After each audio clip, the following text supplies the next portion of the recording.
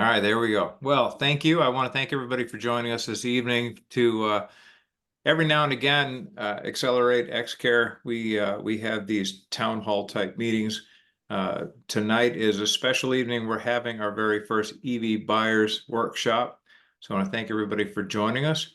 In just a moment, let's go ahead and get started. Go ahead and flip the slide. All right, I'm going to introduce everybody briefly here. Of course, you'll be seeing most of us on camera tonight. Milad Davuti is our COO. 7 years at Tesla. He was selling Roadsters and Model S's out of coffee shops on a laptop down in Texas. Helped to get everything set up down there. You don't get any more OG than him. Myself, I spent 5 years at Tesla. I helped to start the used vehicle sales program. Milad was on that team with me as well. Libby Sullivan is our customer success manager. She's also prior Tesla up here in the Midwest. She's out of the Minneapolis area. Kerry Clark. Kerry has been all over the place. He was in Texas. He was also out in Australia and England for Tesla. So he's definitely, and also California. I believe he was also out in California with Tesla as well. And of course, Dan Sosa. Dan was one of the first employees down in the state of Texas. He's been around this space, just about as long as Milad. As a matter of fact, I think Milad hired Dan back in the day. So we're all part of the community. We all own Teslas. We all help to build the company from the inside, from the outside. So we're happy that you're here this evening with us. I'm going to introduce now Milad Davuti, who is going to be running most of the show this evening. Of course, we'll all be kicking in snarky comments and doing our level best to keep things light. But Milad, take it away. Yes, we'll make this fun for everybody. But thank you, Brent. We're going to make it fun for everybody. And if you have any questions, we're a smaller group, just go ahead and blast them out. I think we can just kind of riff-raff as we go. So why buy an EV? Obviously, we're all here because we're shopping for one, right? And we're trying to understand. Now, hopefully, you kind of already made the decision. But if you have not, they do generally have superior technology. Even if you're talking about some of the legacy OEMs, they put some of the newest technology in their electric vehicles. And this kind of started back in early 2010 with even Nissan, with the Nissan Leaf. They put some of their newest technology in the Nissan Leaf as compared to all their other vehicles out there. And the same the situation goes for, say, Ford or Mercedes. So that's generally speaking what you're going to be seeing is if you get an electric vehicle, you're getting kind of the best of the technology that's available in the automotive sector. Maintenance. Not a whole lot to do. A conventional gasoline vehicle has roughly 2,000 components if you're talking about a transmission and a gasoline engine. An electric vehicle has one single moving part inside of that motor, and it's brushless, so there's no wear and tear. Overall, with shafts and everything, you're talking about less than like a dozen components that are actually rotating. So there's not a whole lot to do. The biggest things, and we'll talk about this soon, is tire rotations. And tires, because they're a lot of fun and you're going to blast through them because they're really fast and quick, and it's great. Home charging. I would always recommend someone, if you are capable of getting home charging, it's great. I mean, really imagine that you're waking up every single day to a full tank of gas. Imagine having a gas station at your home, which would actually technically require more work because you would have to wait until that thing would fill up and then put the nozzle back. With an EV, you just plug in and go inside, right? You don't even have to do it. You don't have to worry about it. Just like you would a cell phone before you go to bed. So should you own an electric vehicle if you can't have home charging, if you're not in that position? I did for many years. It's totally doable. If you're curious to see about your personal situation, I would say, let's talk about it. Give us your ins and outs. What do you do on a daily basis? And we can kind of guide you in the right way. And we'll be truthful. If it doesn't make sense, it doesn't make sense. But if it does, we'll tell you kind of how a creative ways to kind of go around it. It's a smoother and quieter ride. Luxury cars in general are meant to be smooth and quiet. Just about every electric vehicle has those two characteristics. Are they all luxury vehicles? No. They just share the top two characteristics of luxury vehicles. So, if you like loud vehicles, buy a Corvette because they're fun and they're great. But if you want a really quiet ride and it's smooth, look at an electric vehicle because that's exactly what you're going to get. But if you want the performance that's better than a Corvette, then look at an electric vehicle because that is actually true. You know, electric motors have 100% torque at 0 RPM. You step on it, you're going. And it doesn't even matter what speed you are, whether you're at 0 miles an hour or 60 miles an hour. Electric motors are generally just way more powerful than gasoline engines, at least quicker. As Carroll Shelby once said, horsepower sells cars, but torque wins races. Well, torque is what electric vehicles have up and down the charts. So performance-wise, bar none, it's a lot of fun. When it comes to safety, this is actually one of the biggest things I think is kind of underrated in the EV space, and understanding the real true level of safety that's involved. Whether it's the technology behind the safety, whether it's, say, you know, lane assist, autopilot, things like that, which I think a lot of other vehicles now have that they do have these days. But the big difference here is that you don't have an entire iron block heading towards you as you get into a front-end collision. That's the reason why EVs are generally safer. That entire area is a crumple zone. That saves your life. I personally have been a savior in this scenario. I got into a front-end collision going, say, 40, 50 miles an hour. My dog was in the passenger seat, and the only thing I have is a scar on my finger from the airbag. That's it. We walked away perfectly fine. We shouldn't have if we were in any other car, and that's reality. There's a lot of stories like that, but safety is actually one of the biggest, I would say, growth characteristics of EVs in the last 10 years. A lot of people decided to go the electric vehicle route just because of safety. If you have families, I highly recommend it. Well, and also the battery pack is so heavy, so the center of gravity is very low. It's nearly impossible to flip over an EV. Actually, funny story, the NHTSA used to have, whenever the Model S first came out, the NHTSA had a machine to flip over the vehicle. And when they tried to flip over the Model S, it broke the machine. So the new machine is because of the existence of electric vehicles in the skateboard format, because they weren't able to flip the vehicle over in 2012. True story. Totally forgot about that until now, actually. That's a cool little tidbit of information. So, top things to consider. Charging strategy. A lot of people out there talk about, oh, you have to plan a lot. I've been doing this for, say, 13 plus years now. You got to plan once and once only, generally speaking. I never plan to charge. On a daily basis, I don't have to plan to go home. That's just what I do, right? If you have charging at home. That's about it. I live in Austin. I drive a lot to Houston and to Dallas.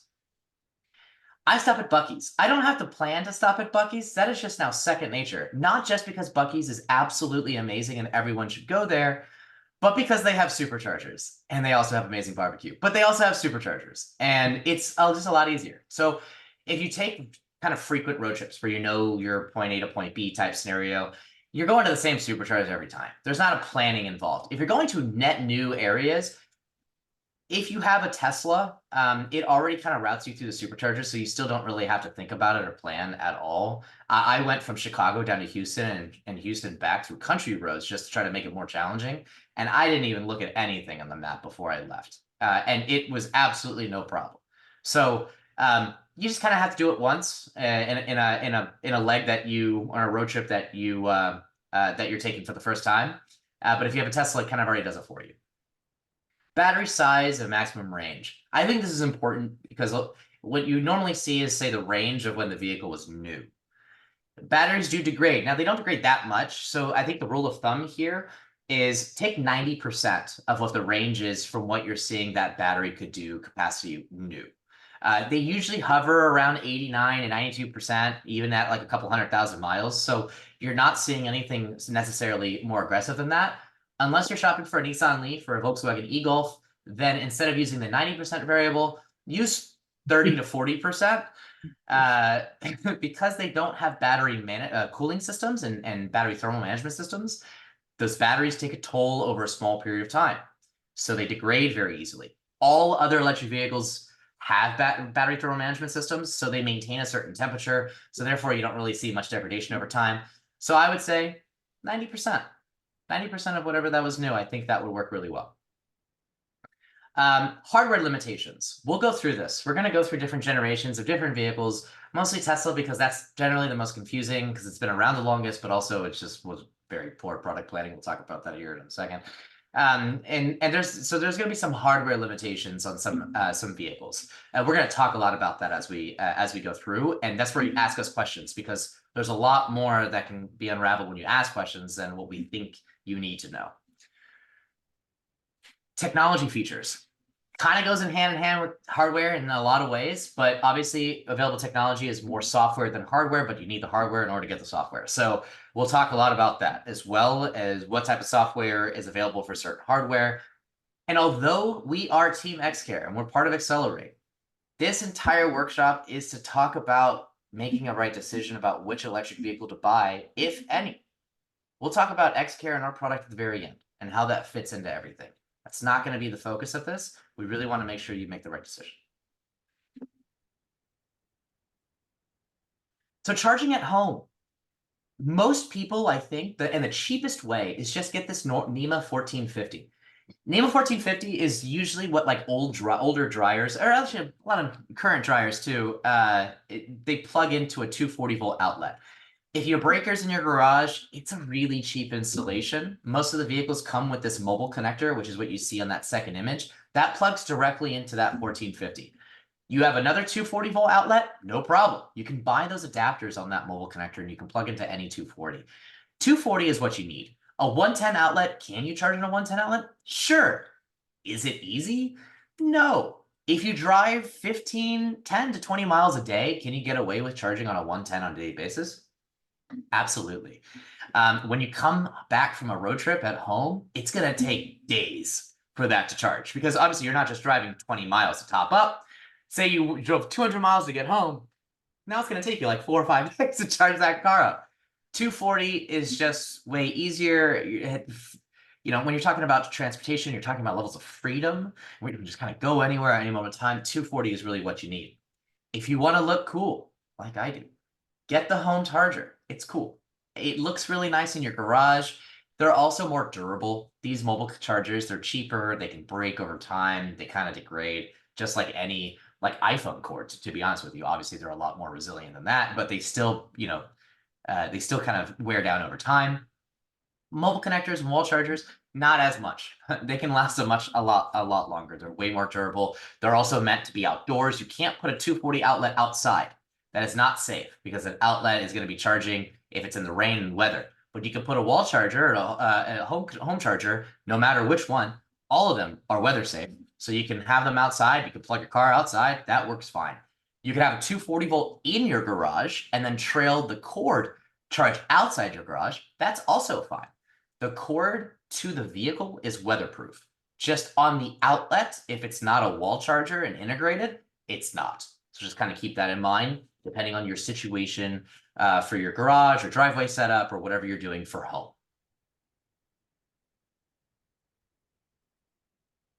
I think it's worth emphasizing too that most of these vehicles will come with some version of the mobile charger included, but that is also something that you should be wary of as you're purchasing one, because even Tesla stopped offering them, and it is now an additional accessory option you have to order with the vehicle. They no longer bundle the cars with them. So if you are shopping for one, just make sure you're absolutely certain about what's being provided with the car. And they're roughly like $200 to $500, $500 from the manufacturer, $200, $300 if you want to get a third party like Electron or something like that, which are also really good brands and they make really reliable stuff. So I wouldn't be nervous with going through a third party just to be cheaper, but there's a lot of options out there. So on the road, obviously different. Always bring your mobile connector with you. Trust me, I have not done that a few times and it was not fun. But now, well, actually, that was back in like 2013, 2014. So now it probably wouldn't be that much of a big of a deal, to be honest with you. But you have superchargers. Tesla and now Ford and Rivian can use superchargers. Superchargers are everywhere, honestly. There's really not there's not a vast amount of areas you can go where you don't have superchargers. There's only few areas that you can go that don't have superchargers. But you can drive coast to coast in the continental US to be able to charge at a supercharger. So if you have a Tesla, that's already kind of preset. If you have a Ford or Rivian, make sure you buy that adapter. It is not going to just plug and play into your car. You need the adapter, and then you need to kind of go sign in on the Tesla app and say that you have it in order to unlock it and charge your vehicle. It is pay per use. Generally speaking, I would say it's roughly, I mean, this also varies depending on where you are, but it's anywhere between 12 to 50 cents per kilowatt hour. which means that I guess, I mean, my personal expenses are never more than like 20 something dollars. And for a full charge, generally speaking, it's probably a little bit less. And then if you don't have a Tesla, Ford, or Rivian, you do have to plan on the road. It is totally different. It is not the same. So what I would do is you look at Electrify America stations, all these CCS chargers. CCS is the name of the high-speed DC fast charger that's on the road. I would recommend looking at all of them and then assume 70% of them just don't work. And then try to figure out, can I still get there safely, assuming 70% of these just don't work. If the answer is no, Get a Tesla. yeah. If you don't want to deal with that, get a Tesla, Ford, or Rivian.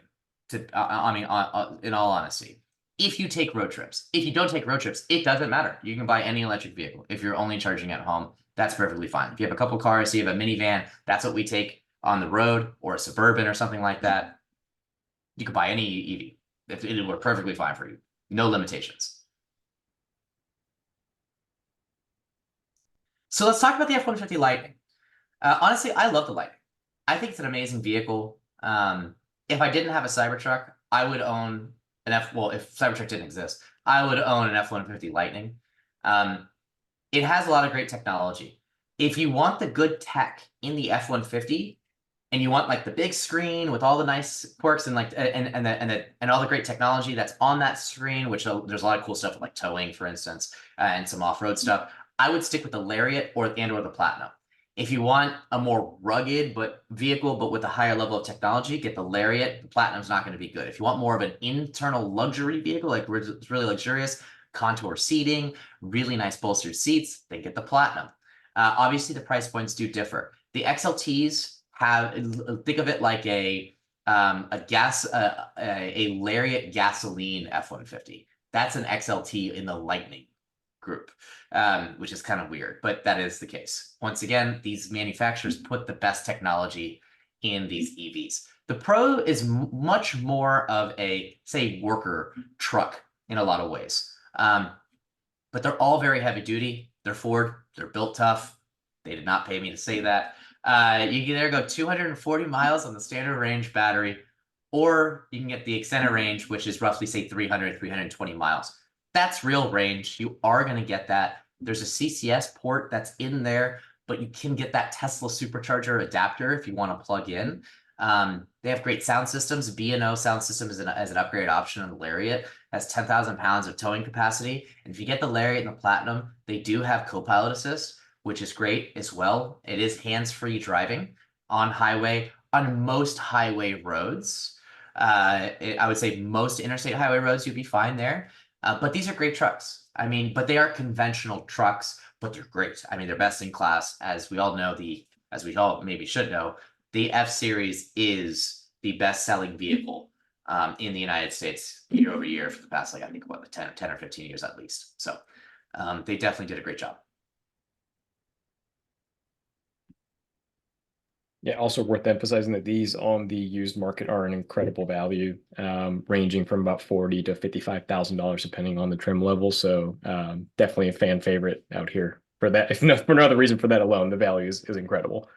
Yeah, buy at least like a 2-year-old one just to make sure you get that like bang for your buck. They also have huge incentives to get F-150 Lightnings now too. All right, you ready for this? Let's do it. So this is kind of supposed to scare you. Right? So like this is these are all the different trim levels of Tesla specifically.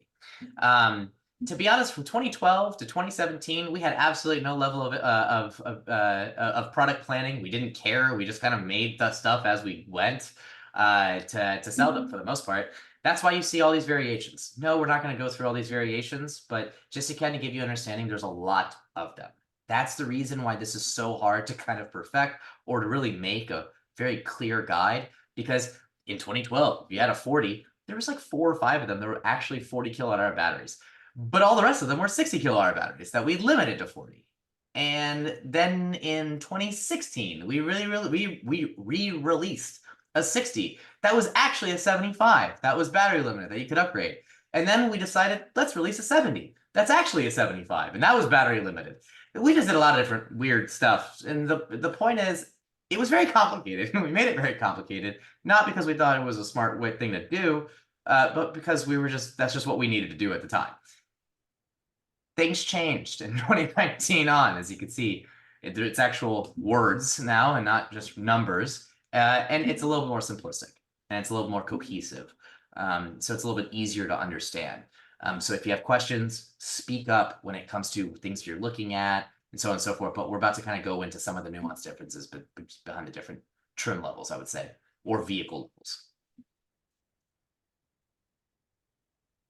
So badging, which is also kind of weird because for like 3 years, we didn't even offer any badging. So so maybe there are some cars that have badges, maybe some of them don't.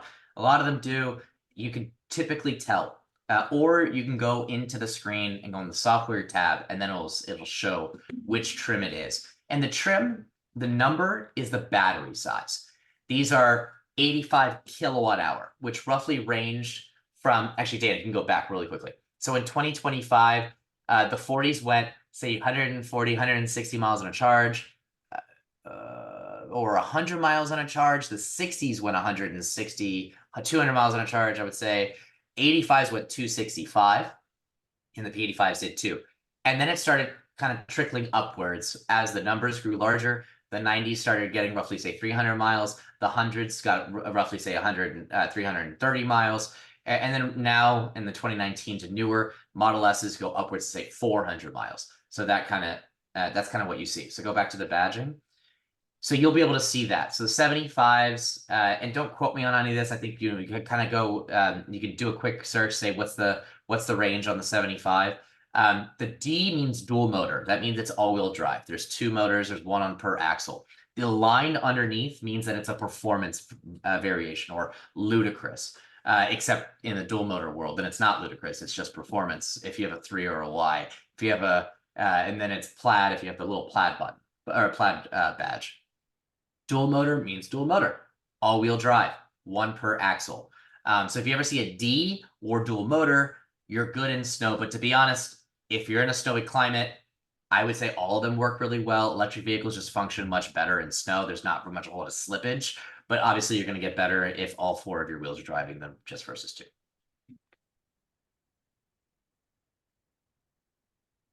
So Model S variations. 2012 to 2015, you'll notice what those are because there's a nose cone. There's this little black nose piece in there.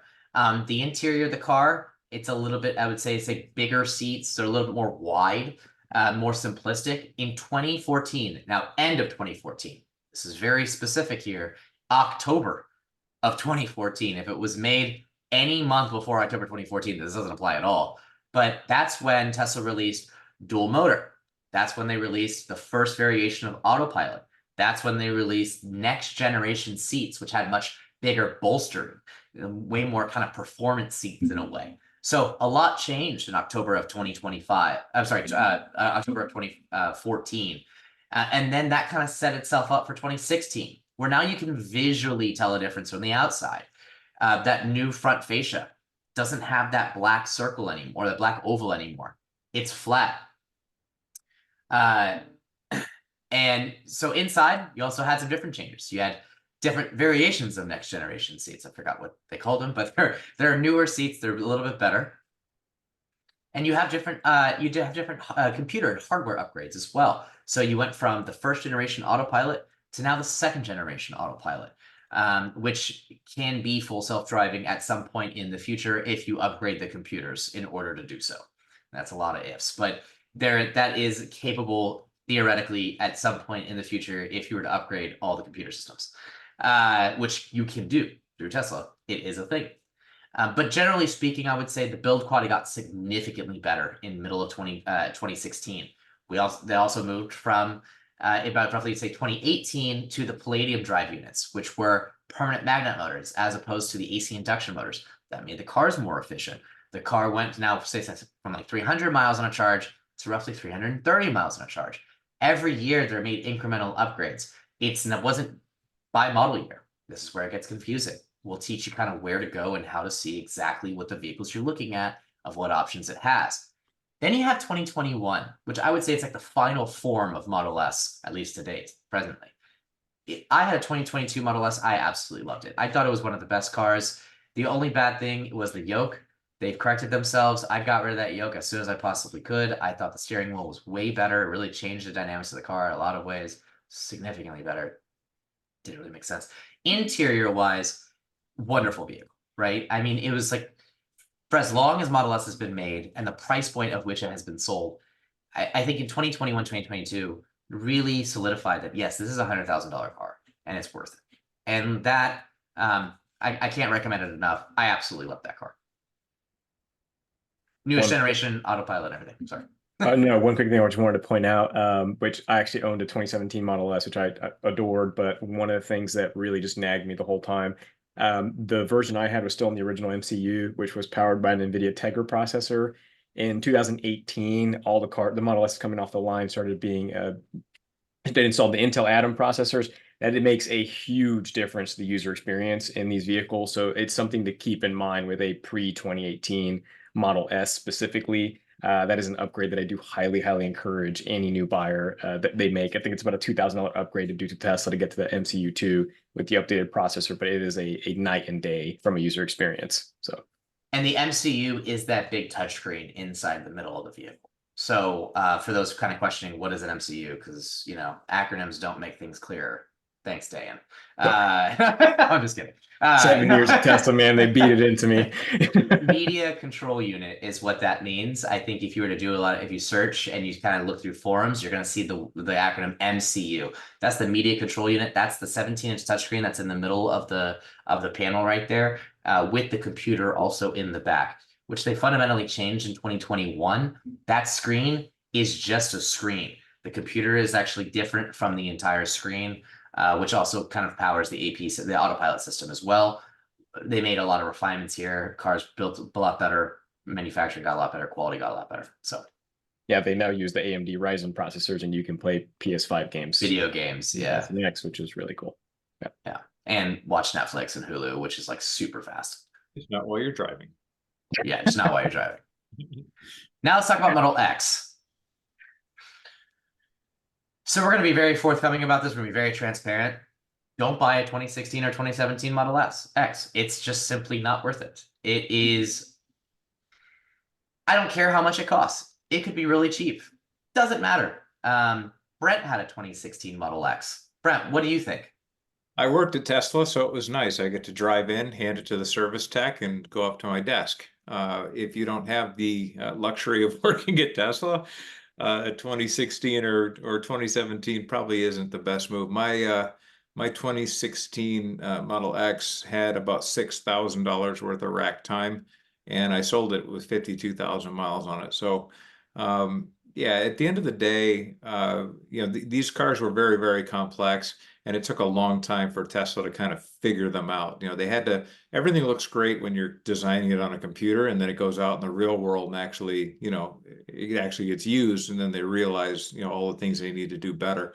So, yeah, 2018 and forward, real late 2017 maybe, but 2018 and forward, and you're in a much better vehicle than the first 2 years of this car.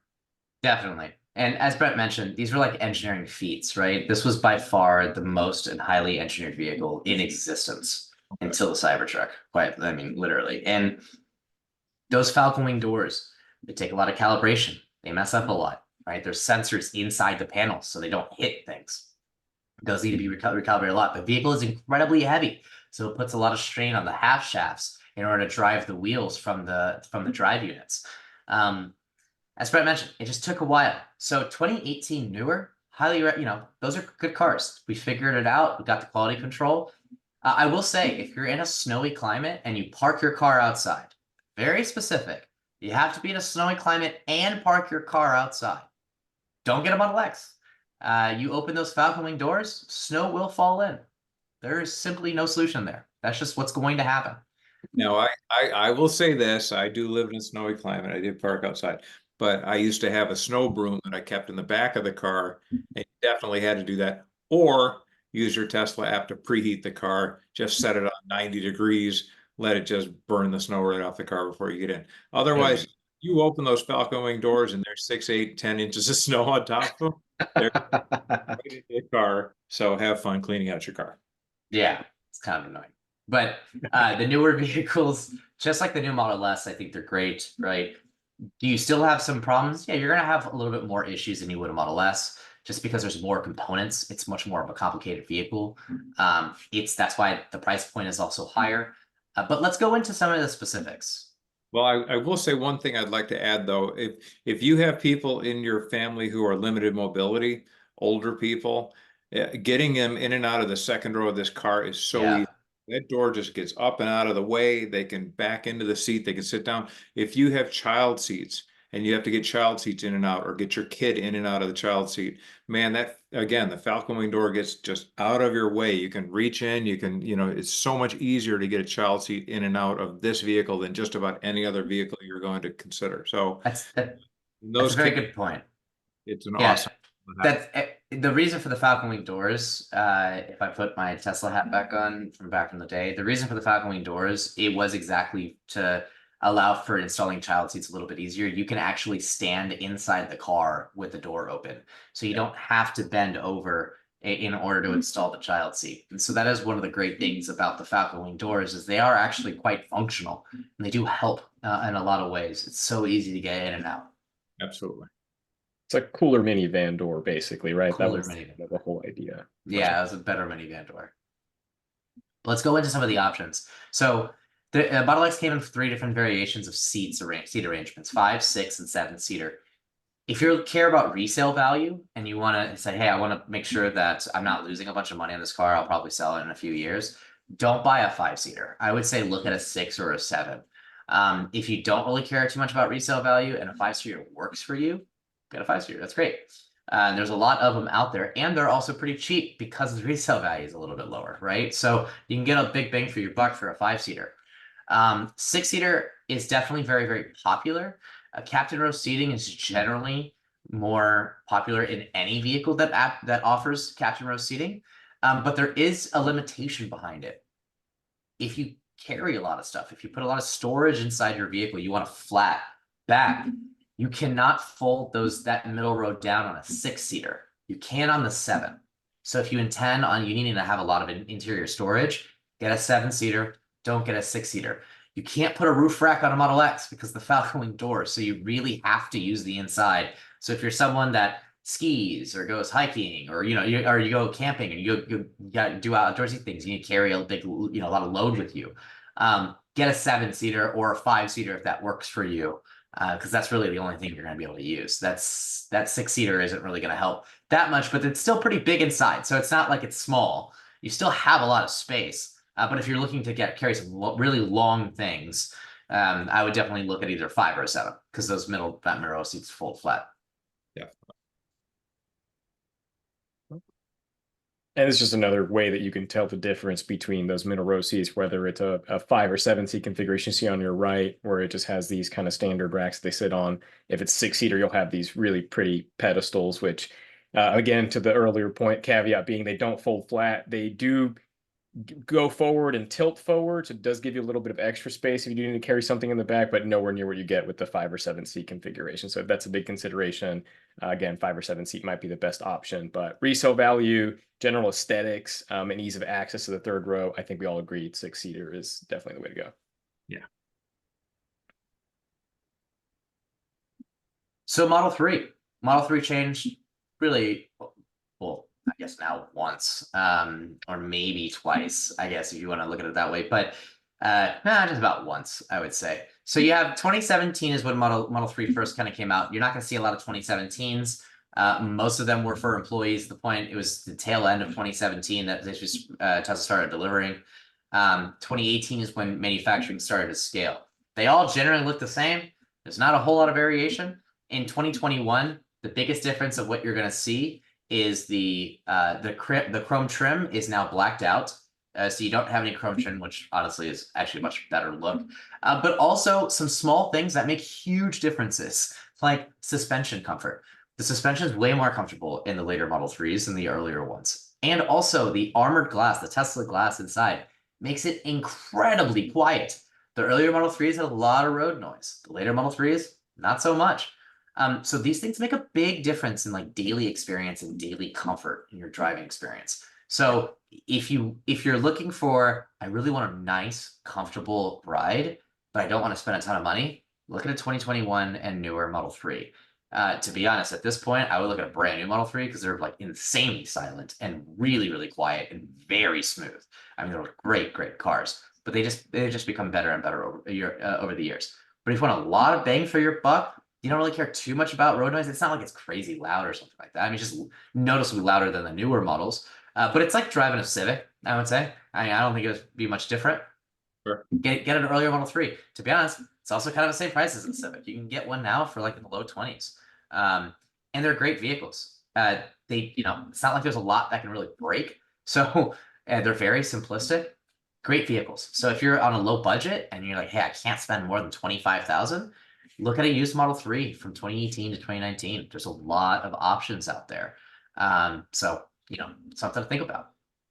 Yeah, in 2021, they also upgraded the center console on the interior, so they switched over from that piano black decor to something that's more matte and just a way better design with the integrated wireless charging, and then also USB-C charging for the rear passengers as well, among some other like small little things. But yeah, to the point earlier, I personally find it challenging to think of a better value right now in the used vehicle space at that price point. Oh, Yeah. absolutely. And if you get One other dot to connect real quick. Model 3s and Model Ys are also the least expensive warranties that we offer. So definitely all the way around. You get a lower price vehicle, you get a great car, and the warranty price point is lower as well. And if you're looking at the new Highland, which is the brand new ones that are just now coming out right now, they have ambient lighting inside. They're way more quieter, they're way more smoother. They don't have stocks anymore. The turn signals are on the steering wheel, very similar to the new Model S and Model X. The best technology that's out for Tesla. The heat pumps are also drastically different. So I mean, it's just a much more efficient and better car. Model Y, kind of the same exact journey, honestly. Not a whole lot different than Model 3. It started a couple years later, so that's why it started in 2020. But kind of as Dave mentioned, the center console changed in 2021. You also have a much quieter ride. It's also smoother. The same thing. It's really not different. The Model Y is just an SUV version of the Model 3. They're very, very similar, but you sit higher up. It's a bigger storage compartment. It's a little bit more comfortable to drive. I mean, honestly, my wife has a Model Y, and I remember the day she got it, I drove it, and I immediately said, this is the best car in the world. This is the best car ever made. And little did we all know, a year and a half later, it became the best-selling vehicle in the world. There's a reason for that. It is literally, and I don't even care about Tesla. It's literally the best utility vehicle like out there. It's just best. It's best in class across the board. It's a remarkable car. There's not a, it's not a performance vehicle or something like. I mean, it's not like a niche like if you're an auto enthusiast or something. But it's all around. You need something reliable. You want to. It's something dependable. It can store a lot. It can carry a lot of people. It's safe. You look at a Model Y. I love mine. Yeah, this is one piece though where I do have to kind of go back to the performance Model 3 being at least on the personal level kind of because I've had the pleasure. My dad has on his third Model Y, so I've driven that car a fair amount, and it is phenomenal. More comfortable than the Model 3, but the driving dynamics of the Model 3, if you're an enthusiast, Yeah. it is really, really tough to beat. I mean, that car is just My favorite Tesla I've owned was my 2018 Performance Model 3, and there's just a personal feel. It's not because it was a better car than the Model Y that we have now. It's not better than the Cybertruck that I have now. In fact, I had to drop it's some small stuff. Nothing's major with the Cybertruck, but that's just really a couple of really small things for them to check out. They gave me a loaner. I'm back in a 2018 Model 3 Performance. I'm not gonna lie, I had a blast driving that thing home. I mean, it's amazing. But if you're an auto enthusiast, highly recommend checking out a Performance Model 3, especially the earlier ones with the big brakes. And they weigh a little bit less. They're like 3,700 pounds, which honestly, not that bad compared to a newer generation C8 Corvette, which also weighs the same. Except it's it's just better. It's just better all around. You can daily it. It's just awesome. It's just such a great Shock car. value, man. That's yeah, it's a supercar in a sedan form. It's pretty impressive, honestly. Yeah, it's great. All right. This piece I feel like is particularly important to emphasize because this really centers around a lot of what we've been discussing of like how do you actually know what the car that you're looking at has.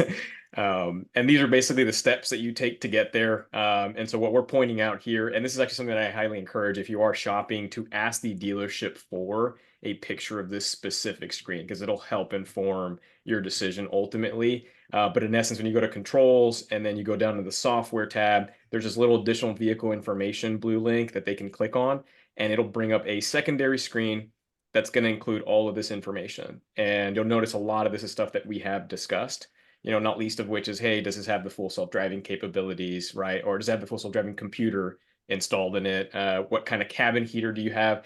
Interesting point to make on the cabin heater where it says resistive. There's actually the previous technology that Tesla used to use. They've now switched over to heat pumps. It makes the vehicles infinitely more efficient during extreme weather conditions, particularly in colder climates, where with the resistive heating, you would see a big amount of range degradation. The heat pump saw, I think it was a 300% increase in efficiency.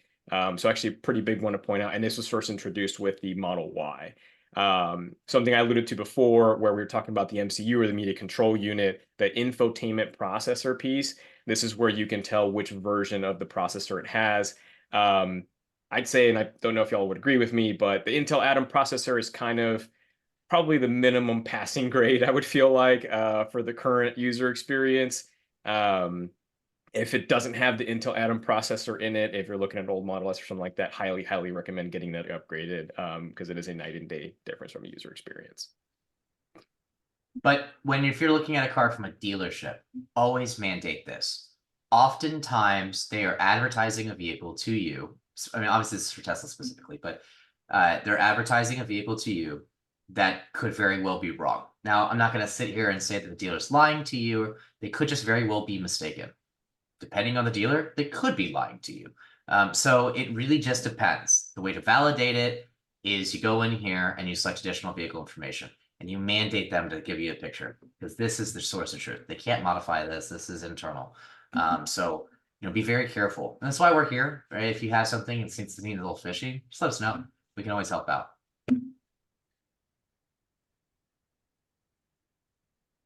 So upgrades. So we have software. So there's a lot of software upgrades. Now, a lot of this is over the air that you get depending on which hardware you have. And that's generally true for Tesla, Lucid, Rivian, and Ford, and I believe Mercedes. Some of their EVs, like I know the older e-trons for sure, and I know the Taycans and e-tron GTs. They're not easy for over-the-air upgrades. You kind of have to like bring the car in, they have to flush all the fluids, they have to fix your car, they put all the fluids back. It's like a nightmare. It doesn't really make much sense. But that is the situation. Double check me on that on the newer variations of them, but I know the older ones definitely did that, especially if you're looking to buy a used car. Keep that in mind. What you see is offering being new is definitely might not be the situation as what those used vehicles are. But for Tesla, since day one, yes, you would get over-the-air upgrades, enhancement and experience increases, but depending on hardware limitations. So what variation of autopilot hardware do you have? Can you get enhanced autopilot? Do you have the FSD computer, as we just showed you? How do you figure that out? Unlimited supercharging. And this one is popular amongst a lot of people, but if the car was made between, say, 2014, 2016, roughly around there, it could possibly have unlimited supercharging. If the car ever went to Tesla, was traded to Tesla, went into inventory, and then it was resold, it no longer has supercharging. So be very, make sure you get that picture of that additional vehicle information because you will see that in there if it has it or not. The hardware, this is kind of what we were talking about. The MCU is that infotainment system, that big touchscreen that's in the middle. The dual motors, is it all-wheel drive? Is it not? The heat pump, as Dayan mentioned, way more efficient if you live in colder climates, if you live in the Northeast, if you live in Chicago. You won't see a massive range degradation. Do other EVs have heat pumps? I believe only one or two really do. So if you do live in a colder climate, I would really recommend getting a more of a newer Tesla because they work a lot better in colder climates. Adaptive suspension, way more comfortable when you're driving around, right? It is much smoother. It can really it can get a little bit harder or softer depending on the road conditions, and the center console, which just kind of gives a better fit and feel of the inside.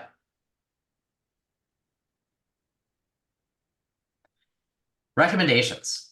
So let's go through this. Model X, 2018 or newer. Highly recommend. That's all we're going to say. We highly recommend that. Pre-2019 S and X vehicles, the supercharging speed is limited to 120 kilowatts. If you have a Model 3Y, you always have the 250 kilowatt charging speed on the superchargers. Way faster, especially from 0 to 80. Way faster. 2020 Model S's and X's, all 3s and Ys, 250. Keep that in mind. I actually just spoke to someone last week that was like, it takes so long to charge a supercharger. I was like, really? That's kind of weird. What year's your car? 2014. That's why. It's limited to 90. That's why. So that is not the case for across the board. Keep that in mind. If you're planning on supercharging a lot, get a 2020 or newer. I would highly recommend. Look for the yellowing in the touchscreen. In the touchscreens, they are sensitive to heat, and oftentimes people park them outside and it kind of yellows over time. Yes, they can fix those can be fixed. It's not even a necessarily crazy expensive fix. Budget say $1,000 to get that totally rectified by Tesla service. But keep that in mind. The older cars with the big 17-inch touchscreen, that is the one that might have yellowing. Always verify. Always verify. Never trust the dealer. Never. I mean, always verify. Cannot tell you how many stories I've spoken to of people buying stuff that they were told that it has it, and it didn't. Always verify. As Reagan said, trust but verify. Always verify. Ensure there's any outstanding supercharger payments. This is also kind of a weird one. If they have outstanding supercharger payments, you might not be able to supercharge your car, and it'll kind of block you out until those fees are completed. Check tires. EVs are heavier than normal gasoline vehicles. They're also way faster and quick on the starting line. That puts a lot of wears on the tires. They run down pretty quickly, especially if you drive them like a madman. So keep in mind, always check your tires, because tires cost a lot. And not just for EVs, but in general, tires just cost a lot. But always keep that in mind. Always check the tires. The MCU, that big touchscreen, that media control unit, it definitely is a much better experience if you're purchasing an older S and X to upgrade it. It's $2,500. Budget that, right? So kind of keep that in mind. If you're like, well, I want to buy an older vehicle, it's got some good miles on it, maybe that's something that I want to purchase. Budget $2,500. Maybe use that as a negotiation tactic if it hasn't already gotten it. Much better experience. Kind of drives like a new vehicle. Also, that reminds me of something. Older EVs with low miles, stay away.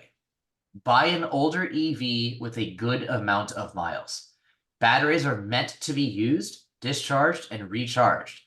If this is different than gasoline vehicles, you have an older vehicle that was driven, say, like 2,000 to 3,000 miles a year, so it's really has low miles right now, there would be a concern on that battery because it hasn't gone through the necessary charge cycles to keep its health. They're engineered for it. So keep that in mind. That's something we have been learning over the last several years. Older EVs, healthy amount of miles is better than low miles on an older EV. Or be prepared. Really important point worth emphasizing, because we have seen this play out many times. Many times. Many times. Battery, so you want to deal with that. Yeah, I've literally had people tell me, oh, I found a 2014 and it's only got 21,000 miles. I said, oh, well, it hasn't had enough charge and discharge cycles for any of the manufacturer defects to shake out. See, a 2015, 2014 that's got like 82,000, 85,000 miles on it, it's had plenty of use. It's had plenty of juice going in and out of it. If something's gonna break, it's gonna shake out with a lot of use. But if it's only had a little bit of use, then that manufacturer defect that would have shaken out and would have been replaced is not. So yeah, I far and away, when somebody tells me, oh, I found 72,000 miles, okay, there you go. 20,000 miles on a 2014. Okay. Yeah, if you want to do that, have $12,000 to $15,000 kind of on your side for a potential battery replacement if it's never had one before. So especially if you're looking at a 2012 to 2014. Consider oh yeah, there we go. Let's just keep going. 2016 newer Model S, new fascia, much better. 6 or 7 seat configuration of Model X, definitely the best resale value. 7-seater if you have a lot of long storage things that you need to put inside the vehicle. Not all dealerships are created equal. Oh, I can't say this enough. There are some amazing dealers out there, especially in the EV space, that are really trying to make a difference here and to really be more educational and sell you good products. Then there are other dealers that don't. They don't care. They don't care about what they sell you. They just want to push and make money off of you because that's their true sword. That's their true north. If you have a question on should I trust these people, reach out to us. We might not know them, but we can at least do some due diligence to try to give you some guidance, right? And so not all dealerships are created equal. Cannot stress that enough. Hertz EVs are great value. They're really cheap. They're very cheap. They qualify for XCare, so you can get a warranty on it in case something were to go wrong. Interior components, just like a normal rental, you're going to have some wear and tear on stuff like that. But the reason why is they're pretty simple. So there's not a lot you can really do. I would recommend it. I think you can get one for like 75,000 miles, 80,000 miles, like a 2022, 2021, for like 19 to 22, 23 grand. That's a lot of bang for your buck. I mean, slap on a warranty with that, you're good. You're good for years to come. You don't really have to worry about much.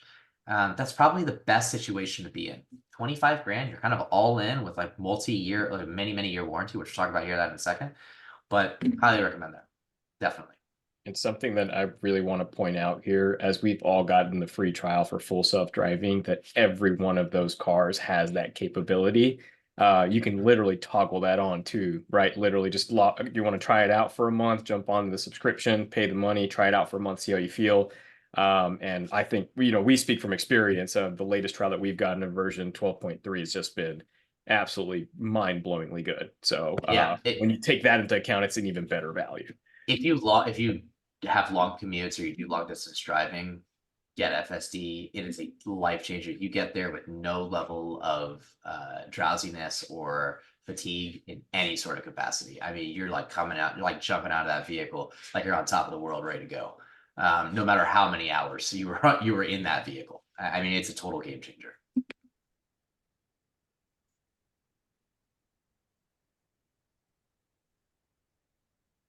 Well, let's just keep going.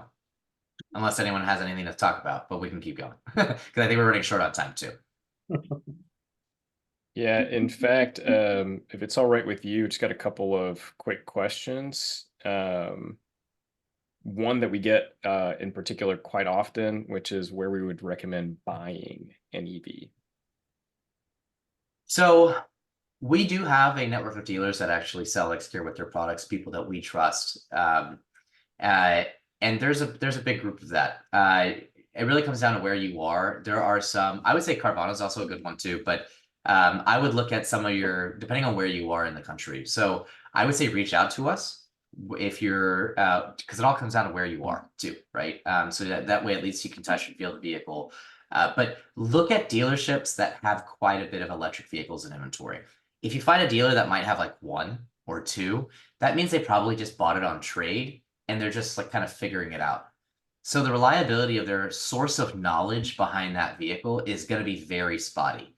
These are not like other vehicles. They're harder to learn because the variations were quite drastic over the years. I would say that if you're trying to buy like a Lucid or Rivian, those are generally the kind of cookie cutter at this point, but they're also newer. So there's not a big bunch of variations because they've been around for a couple of years. And that's also generally true with most EVs out there. They're not like that old.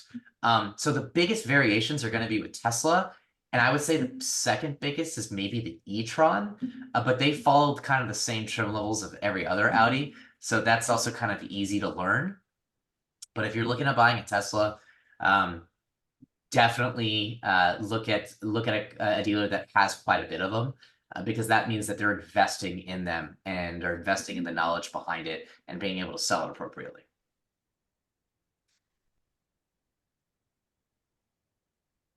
Awesome.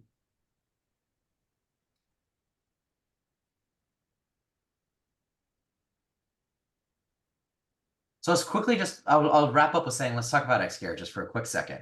XCare is a warranty product that you can put on any used vehicle that you purchase, no matter who you purchase it from. There are eligibility parameters, there's different pricing.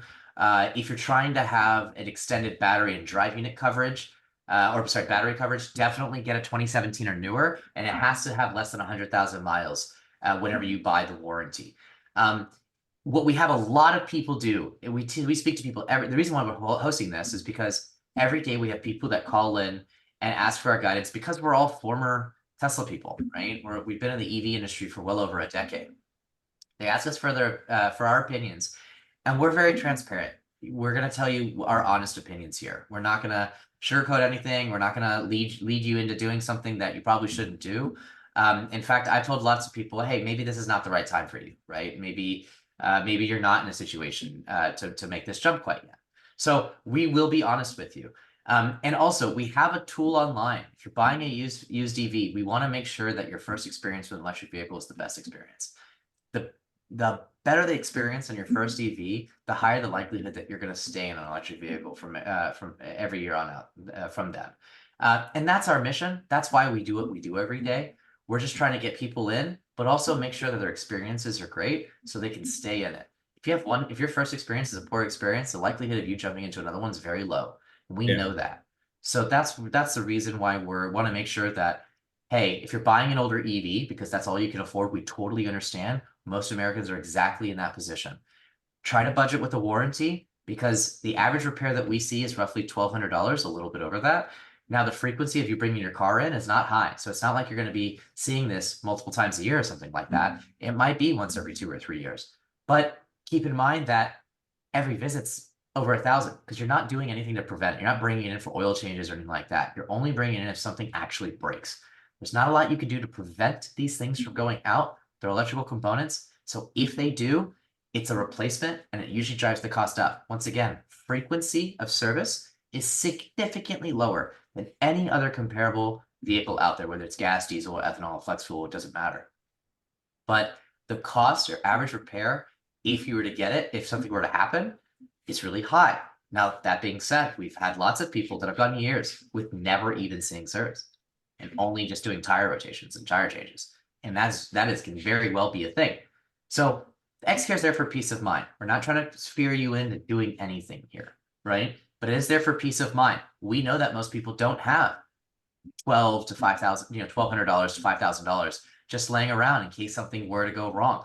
Most Americans don't even have that in their savings. We understand that. That's why we have a tool that is transparent. If you're searching for a car, if you're shopping, go on our website, evwarranty.com, put in the vehicle information that you're looking at, see how much the warranty options are, use that as a negotiation tactic to the dealer. Because I need to, in order for me to buy it, I need to buy this. And my price point is X. So the reason why we're transparent is to make it easier for all of you to be able to see exactly how much you're getting into it. And once you have these two variables and home charging, if you're trying to charge at home, or at least if you can, then you're pretty much good for us for many years. And we can always, we can make sure we're here, make sure that your experience goes really well, because that is the reason why we do what we do every single day. That first experience can matter an entire lifetime for that individual. And we know that. Well, that being said, thank you, everybody. We did record this. We're going to send this out. We'll put it on YouTube. We'll do all that. Hopefully, you kind of get to understand who we are a little bit more as people. It's kind of the point of why we do these things, is because we want to show you the real us, unfiltered. We're transparent. We're not trying to sell you on anything. This entire thing was just to tell you about what we know. There's obviously a lot more than we know that we haven't discussed. Reach out to us. That is the point. We are going to tell you what we believe. And here's also another thing I say. We're all different people. Call once, randomly call again. See if you can get someone else to pick up the phone and tell them their experience. Try to get a variety of our different opinions. I think that's where you can learn a lot from us individually. So definitely reach out to us if you are considering, you have questions, you're on the edge of something. If we don't know, we're going to tell you we don't know. But oftentimes, if we don't know, we're going to ask each other, and one of us will probably know. And if none of us know, I will personally go look it up so we can at least give you some sort of an answer, because that's what we do. We care about you making the right decision. whether it's buying a vehicle or which XCare policy to buy. We're not asking you to buy something you're not going to use, or if you're not even ready yet. So that's what you get whenever you come to Accelerate: truth and honesty, transparency, and we're here for you. We're here for our community, since we've been doing this for 13 plus years now. So thank you all for joining us. Please reach out to us if you have any questions. We are here as a resource and a tool for you. Thank you all. Thank you. Have a good night.